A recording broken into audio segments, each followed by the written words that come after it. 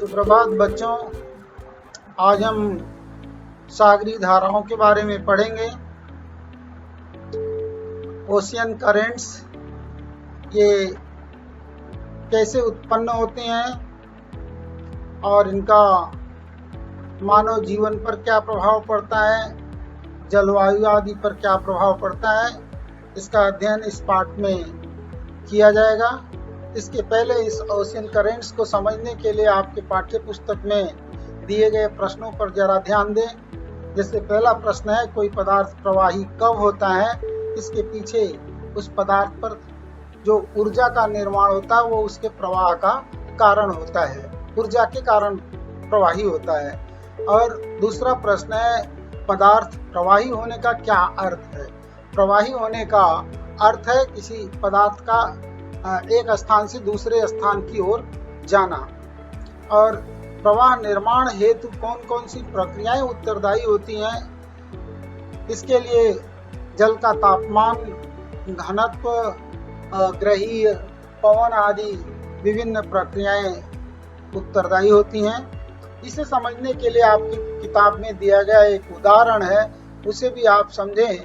एक ट्रे जिसमें आप कुछ रंगीन टिकली आदि लेते हैं और उस ट्रे में भरे हुए जल में उसे जब छोड़ते हैं तो थोड़ी देर बाद देखते हैं कि वो एक स्थान पर एकत्रित हो जाते हैं। तत्पश्चात जब उस जल को हम स्ट्रीट लैंप की सहायता से टेम्परेचर देते हैं तो थोड़ी देर बाद जो है ये जो टिकलियां या सितारे आपने पानी में छोड़ा है वो चारों तरफ घूमने लगते हैं और ये तट से टकराते हैं और फिर वृत्ताकार घूमने लगते हैं। आप समझे इसके पीछे कारण क्या है? इस प्रयोग का निरीक्षण करके आप समझ सकते हैं। तापमान के कारण जो है घनत्व कम होता है, ऊपर का जल नीचे और नीचे का ऊपर आता है और इसके कारण ही इस तरह का प्रवाह निर्माण होता है। एक और उदाहरण देखें, 1992 में प्रशांत महासागर में एक अजीब घटना घटित हुई। एक मालवाहक जहाज हांगकांग से अमेरिका की ओर निकला था जिसमें 28,000 रबड़ के खिलौने भरे हुए थे। और हम देखते हैं कि 10 जनवरी 1992 को एक दुर्घटना होती है और जिसमें ये खिलौने हवाई द्वीपों के पास गिर जाते हैं।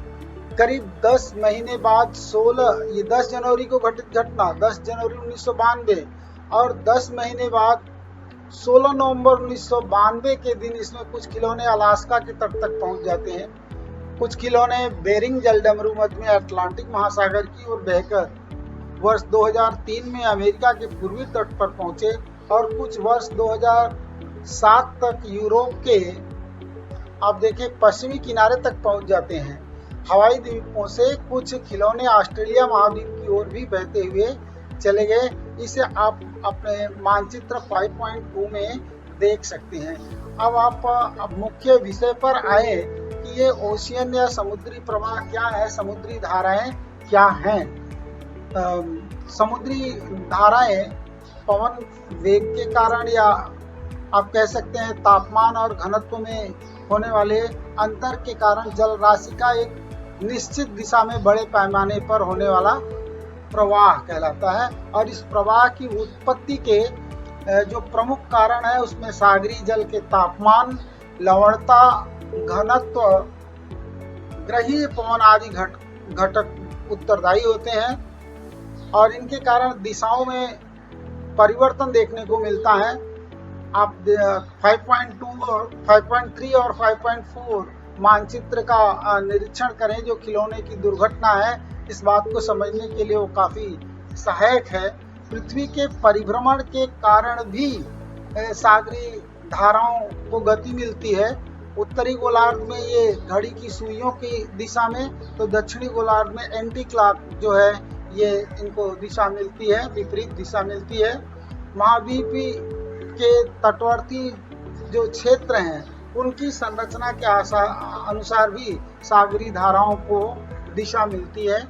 आप समझ सकते हैं इनकी गति लगभग 2 किलोमीटर से 10 किलोमीटर प्रति घंटा होती है। 2 प्रकार की सागरी धाराएं होती हैं, एक गर्म जल धारा और दूसरा शीत जल धारा। और गहराई के आधार पर हम देखें तो समुद्र से ये सतही जलधारा और गहरी जलधारा, ये 2 प्रकार होते हैं।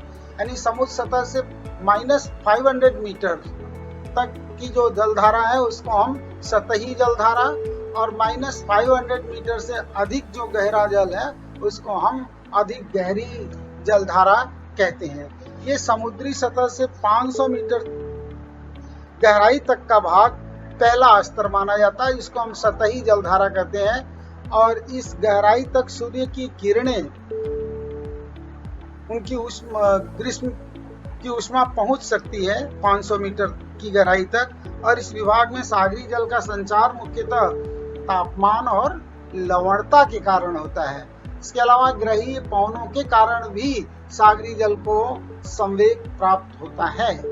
आइए इसको और अच्छी तरह से समझें। क्षैतिज समांतर सतही धाराएं क्या हैं? सतही धाराओं के द्वारा महासागर का 10% जल जो है प्रवाहित होता है, और सागरी सतह से 500 मीटर तक की प्रवाह को सतही धारा कहते हैं। ये एक प्रश्न पूछा जा सकता है कि सतही धारा किसे कहते हैं, तो 500 मीटर तक का जो गहराई का सतह है वो सतही धारा कहलाता है। इन धाराओं की गणना स्वेड्रप नामक इकाई से होती है। एक स्वेड्रप अर्थात 10⁻6 घन मीटर प्रति सेकंड का दर होता है। सागरी जल की समांतर हलचल उष्ण एवं शीत प्रवाहों के रूप में होती है। आप देखिए विषुवत रेखा के पास से जो भूमध्य रेखा है, विषुवत रेखा के पास तापमान टेम्परेचर अधिक होता है, तो विषुवत रेखा से ध्रुव की ओर जो बहती है जलधारा उसको गर्म जलधारा कहते हैं, और ध्रुवों से जो विषुवत रेखा की ओर आती है धाराएं उसको हम शीत जलधाराएं कहते हैं। ये धाराएं ग्रहीय पवनों के बड़े पैमाने पर कारण काफी दूर तक ढकेली जाती हैं। अतः महासागरी जल का पानी विषुवत रेखा से दोनों ध्रुवों की ओर एवं वहां से पुनः विषुवत रेखा की ओर प्रवाहित होता रहता है। इसके लिए आप आकृति 5.4 देखें, और जिसमें शीत जलधारा और उष्ण जलधारा को दिखाया गया है। ये आकृति 5.4 देखें, जो रेड कलर से दिखाई गई हैं धाराएं ओशियन करेंट्स वो है गर्म जलधारा, और जो ब्लू कलर से दिखाए गए वो शीत जलधारा। ये बीच में विषुवत रेखा का प्रदेश जो दिखाया गया है ये विषुवत रेखा प्रदेश, और यहाँ से बहने वाली जो जलधाराएं ये उष्ण जलधाराएं हैं। जो उष्ण जलधाराएं हैं जो विषुवत रेखा से ध्रुव की ओर जाती हैं, और ध्रुव से जो विषुवत रेखा की ओर आने वाली जलधाराएं हैं उसको हम ठंडी जलधारा के नाम से जानते हैं। सागरी धाराओं के प्रकार इस अभ्यास में दिए गए हैं जिनको आप समझ सकते हैं। जैसे ये प्रश्न दिया गया है कि सागरी धाराओं के कौन से मुख्य प्रकार दिखाई देते हैं, आप बता सकते हैं शीत और उष्ण, ठंडी और गर्म। विषुवत रेखा के से ध्रुवों की ओर आने वाली धाराएं किस प्रकार की है? विषुवत रेखा से ध्रुवों की ओर ग्रीष्म जल धाराएं, ध्रुव प्रदेश से विषुवत रेखा की ओर जाने वाली धाराएं शीत जल धाराएं, और सागरी धाराएं गोलाकार में बहते समय उनकी दिशाओं में उत्तरी एवं दक्षिणी गोलार्ध में कौन सा अंतर दिखाई देता है?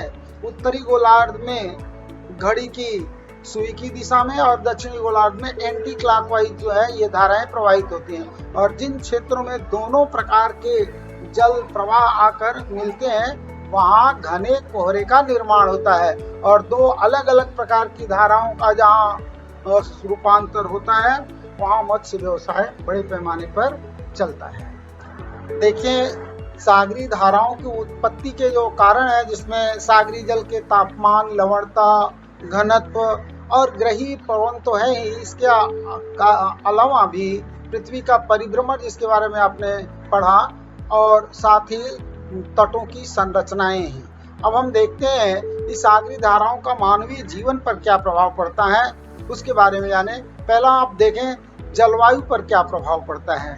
गर्म सागरी धाराओं के कारण तटवर्ती क्षेत्र का तापमान बढ़ता है और वहां पर वर्षा होती है, वहां की जलवायु गर्म होती है। उदाहरण के लिए पश्चिम यूरोप, दक्षिणी अलास्का एवं जापान के तट के पास बहने वाली गर्म धाराओं के कारण वहां की ठंड की तीव्रता कम हो जाती है और मौसम गर्म हो जाता है, इसलिए ये बंदरगाह ठंडी में भी जमते नहीं है।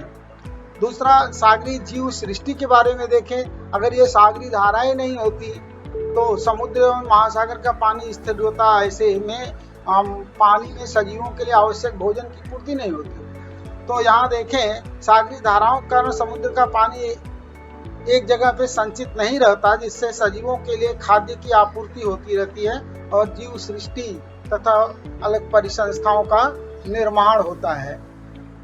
इसके अलावा सागरी धाराओं के कारण मत्स्य व्यवसाय का क्षेत्र डेवलप होता है। समुद्र के जिस स्थान पर गर्म धारा और ठंडी जलधाराएं आकर के मिलती हैं, वहाँ ऐसे क्षेत्र में मछलियां बड़े पैमाने पर आती हैं, प्रजनन होता है। ऐसे स्थानों पर मत्स्य क्षेत्र का विकास होता है। जैसे उदाहरण के लिए अटलांटिक महासागर के में उत्तरी अमेरिका महाद्वीप के पास ग्रैंड बैंक, यूरोप महाद्वीप के पास डागर बैंक, फिशर बैंक, ऐसे उदाहरण हैं। इसके अलावा सागरी परिवहन पर भी इसका प्रभाव पड़ता है। गर्म एवं ठंडी सागरी धाराएं समुद्र में जिस स्थान पर आकर मिलती हैं, वहां घना कोहरा उत्पन्न होता है और सागरी धाराओं के माध्यम से ध्रुवों की ओर से हिमशैल बहकर आते हैं, जिससे परिवहन में दिक्कत आती है, कठिनाइयां आती हैं, दुर्घटनाएं होने की संभावनाएं बढ़ जाती हैं। अब देखें, गहरी सागरी धाराओं के बारे में भी हम समझते हैं। यहाँ पर 500 मीटर तक की गहराई तक का जो जल है समुद्र का, वो सतही जलधारा है और 500 मीटर के नीचे की गहराई का भाग जो है वो गहरी जलधाराएं हैं। ये गहरी जलधाराएं जिनमें कहते हैं तापीय लवणता अभिसरण के कारण ये गहरी धाराएं उत्पन्न होती हैं, थर्मोएलिन सर्कुलेशन जिसको हम कहते हैं। गहरी सागरी धाराओं के महासागरों के नितल तक बहती हैं और ये धाराएं समुद्र के नीचे नदियों की तरह बहती रहती हैं और इनके परिणाम स्वरूप ग्रीनलैंड तथा यूरोप महाद्वीप के में समुद्र सतह का जल समुद्र के नितल की दिशा में गहराई में बहता चला जाता है और ये सागरी धारा गहराई में अंटार्कटिका महाद्वीप तक पहुंच जाती हैं और वहां से आगे सागरी सतह की दिशा में ऊपर की ओर आती हैं। तो हम देखें कि गहरी सागरी धाराओं के कारण समुद्र के जल का पुनर्वितरण होता रहता है और ऐसे पुनर्वितरण के लिए लगभग 500 वर्ष का समय लग जाता है। ऐसे संचार को वाहक पट्टा संचार भी कहते हैं। गहरी सागरी धाराओं का महत्व देखें, तापमान एवं लवणता से प्रेरित अभिसरण के कारण सागरी जल में बड़े पैमाने पर हलचल उत्पन्न होती है और इस अभिसरण के द्वारा सागरी जल सतह से नितल की ओर और नितल से सतह की ओर आता है। सतही भाग का गर्म जल नितल की ओर जाता है और नितल का पोषक तत्वों से समृद्ध जल ऊपर आता है। इस प्रकार से सागर के जल का पुनर्वितरण होता रहता है। आप पूरा ये लेसन कंप्लीट एक बार पढ़ें और फिर स्वाध्याय में दिए गए प्रश्नों को आप हल करेंगे। मानचित्र 5.3, 5.4, 5.5 और 5.6 बेहद महत्वपूर्ण है और इसे भी आप अच्छी तरह से निरीक्षण करें, समझें। धन्यवाद।